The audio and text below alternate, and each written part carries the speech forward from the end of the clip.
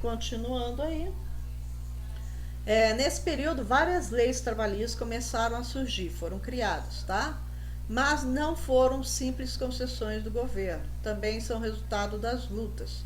Ou seja, o Estado ele vai interferir muito, mas ele também, os interventores, né, vamos dizer, os intermediadores que compareciam entre patrão e empregado, ouvia muito do que eles diziam e levava um pouco para o Vargas para ser definido no governo dele. Depois de definido, aí não tem discussão mais, tá?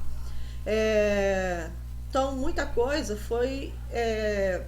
o Estado, ele ouviu, vamos dizer assim, as necessidades, tanto de patrão quanto de empregado.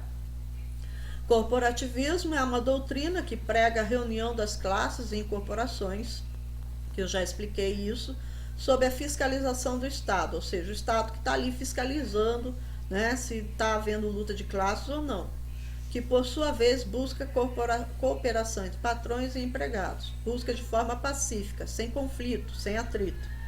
O peleguismo é o imposto sindical, era recolhido pelo governo e repassado aos sindicatos. Então, eu já até expliquei isso para vocês na live, tá?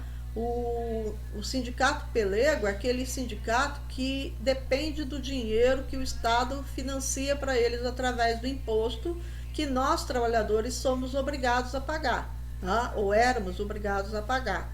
Tá? Então, uma vez no ano, né, o sindicato vai lá, um dia do ano, aliás, ele vai lá e recolhe parte daquele salário do trabalhador para o sindicato.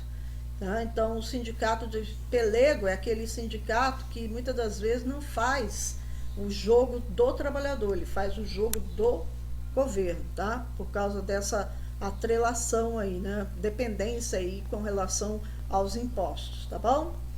Em troca dos benefícios, os dirigentes não entravam em choque com o governo e os patrões, entenderam? Então, por causa desses benefícios, eles faziam o jogo que o governo queria. O Estado é bastante repressivo. A ditadura de Vargas ela foi bem repressiva, muita gente foi presa, muita gente foi torturada e muita gente foi morta, tá? A polícia política sob o comando de Filinto Miller, né? Então vamos ter aí a polícia política que seria... não chegava a tanto, tá, gente? Mas para vocês poderem entender, seria aquela polícia política dos nazistas, SS, tá? Mas não chegava a tanto. Quem comandava essa polícia política no Brasil, né, que o Vargas nomeou, foi o Filinto Miller. Estava sempre ali, né, próximo do Vargas. Foi criado o DIP, que é o órgão responsável pela censura e a propaganda do Estado Novo. O nome DIP vem de Departamento de Imprensa e Propaganda, tá? Então eles tinham, vamos dizer assim, né, duas seções.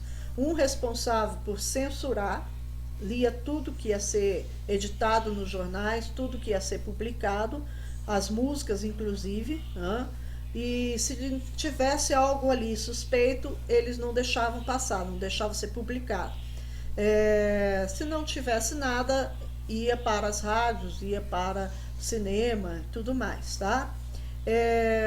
E a propaganda, eles vão criar uma série de mecanismos para gerar uma propaganda em favor do governo de Vargas, sempre mostrando Vargas de forma enaltecida, tá? Sempre elogiando a figura do Vargas, enaltecendo, mostrando, né, para os trabalhadores que ele é o pai dos trabalhadores, porque ele que criou as leis trabalhistas no Brasil, ele é o cara que está preocupado com os pobres, então ele é o grande líder que todos devem amar, que todos devem cuidar, que todos devem obedecer. Tá? Então é feito toda uma coisa para incutir isso na cabeça das pessoas. Vamos ver aí alguns exemplos. Tá? Aqui é o Filinto Miller, tá? Filinto Miller com o Vargas. Aqui é o dia 1º de maio, que foi criado pelo Vargas como feriado nacional em homenagem aos trabalhadores, tá? Nesse dia aqui do 1º de maio, ele foi recebido num estádio de futebol, aqui ó, como vocês estão vendo, tá? A comemoração.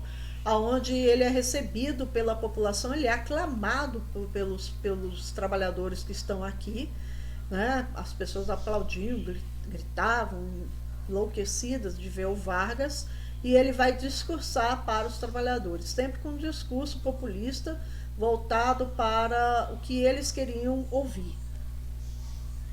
Aí, novamente, tá?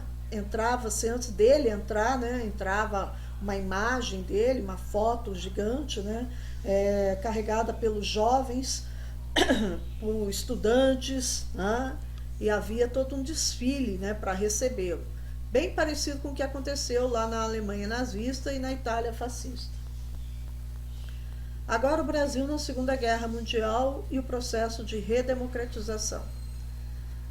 O Vargas, eu falei para vocês que ele tinha uma tendência muito forte para o lado do eixo, né? Então, ele é um grande simpatizante do fascismo e do nazismo.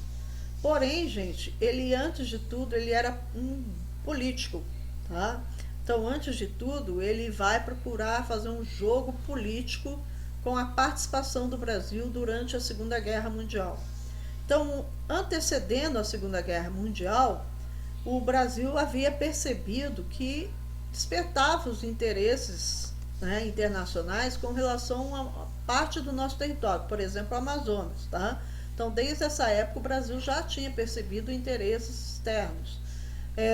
Os Estados Unidos, na década de 30, lança sua política de boa vizinhança, né, que era através do Walt Disney, né, com seus desenhos, eles faziam elogios à América Latina, faziam elogios ao Brasil, mostrava a cultura brasileira, né? O Zeca Carioca, né, foi criado nessa política aí de boa vizinhança, né, aonde mostrava o Donald visitando o Brasil.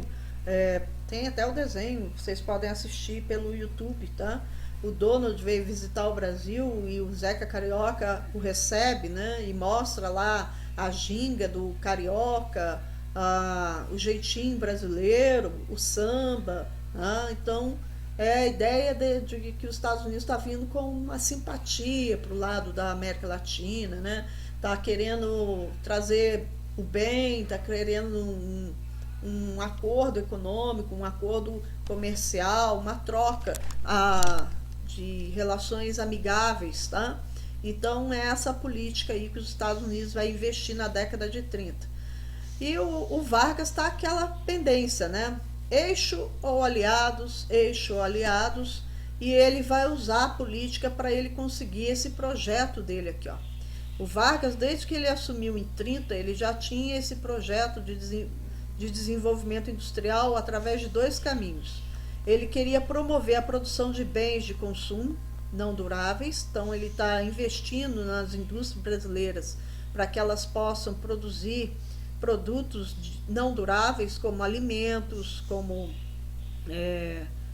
calçado, roupa, né? Mas também ele quer uma indústria de base, que é aquela indústria mais pesada, fabricação de aço, aquilo que eu falei para vocês, as outras nações fora, as nações ricas, não produziam. Então, o Brasil tem ali a matéria-prima, mas não tem a tecnologia. Para ele conseguir essa tecnologia é que ele vai, vamos dizer assim, ele vai leiloar a participação do Brasil na Segunda Guerra Mundial. Quem desse mais ia levar a participação do Brasil. Vargas era forte simpatizante, eu já falei, né? Ele realizou uma política de jogo duplo perigosa, tá? Esse jogo duplo, ora ele parecia apoiar o eixo, inclusive ele mandou a filha dele, se eu não me engano, parece, foi lá para a Itália, visitar a Itália fascista, chegou a visitar a Alemanha. Ele mandou também alguns homens do governo também para visitar, foram inclusive recebidos, né, militares, né, do Brasil foram para lá, foram inclusive recebidos pelo próprio Hitler, né? E ora ele parecia apoiar os Estados Unidos, né? Então ele ficava nessa balança e nesse jogo duplo constante, até que esse jogo duplo, né, vai acabar quando os Estados Unidos ele ofereceu um montante em dinheiro para que o Brasil pudesse construir a siderúrgica nacional de Volta Redonda. que vai produzir o aço, né? E aí o Brasil começa a pender para o lado dos aliados, e o que fez com que o Vargas tomasse a decisão final mesmo foi o fato de que o Hitler percebeu essa jogada do Vargas e resolveu reagir, né, segundo que consta oficialmente, afundando, né, alguns navios do Brasil. Não eram navios, eram embarcações, desculpa, gente. Não eram nem navios, eram embarcações. Inclusive, uma era uma embarcação pesqueira que acabou naufragando nas águas do Nordeste brasileiro. Então, eles chegaram até aqui. E aí o Brasil toma a decisão, através do Vargas, de apoiar os aliados, né, e enviar as tropas para a Segunda Guerra. Paramos por aqui por causa do tempo.